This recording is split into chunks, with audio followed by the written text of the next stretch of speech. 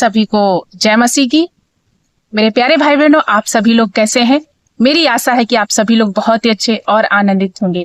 प्रियो, मैं एक बार फिर से आप सभी के बीच में परमेश्वर के पवित्र वचन को लेकर के आ गई हूँ। और आज एक ऐसा वचन है, जब इस वचन को हम अध्ययन करेंगे और इसी वचन के अनुसार जब अपने आप को चलाएंगे तो निश्चय परमेश्वर की उस बड़ी आशीष को, उस जीवन को और वो सफलता जो प्रभु ने हमारे लिए रखी है वो हम प्राप्त कर सकते हैं। लेकिन परमेश्वर ने एक शर्त यानी एक कंडीशन है, किस प्रकार से वो सफलता हम प्राप्त कर सकते हैं, कैसे वो सफलता प्राप्त कर सकते हैं। तो आइए एक वचन की ओर मैं आप सभी को ले जाना चाहती हूँ।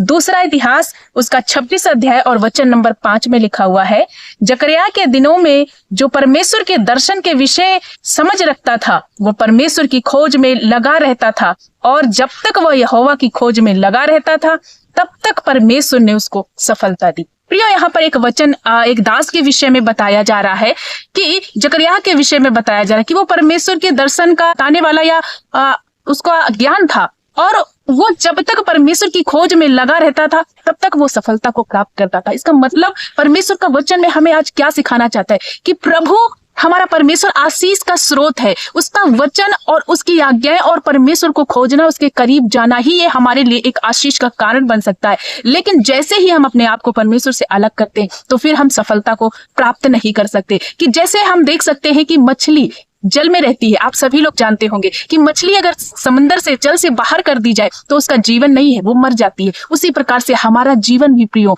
परमेश्वर के पास है, प्रभु यीशु मसीह में है। जब तक हम प्रभु यीशु मसीह से लगे रहते हैं, उसके वचन में लगे रहते हैं, उसकी खोज में, उसकी आज्ञाओं में, उसको प्रसन्न करने वाला जीवन जब तक हम जीते हैं तो हमारे जीवन में परमेश्वर हमें सफलता देगा। क्या आप अपने कामों में निराश है? क्या अपनी कामों में सफलता नहीं मिल रही है? कहीं ना कहीं आप अपनी कोशिशों को, अपने माइंड को लगा लगा के थक चुके हैं और अभी तक आपको सफलता नहीं मिली।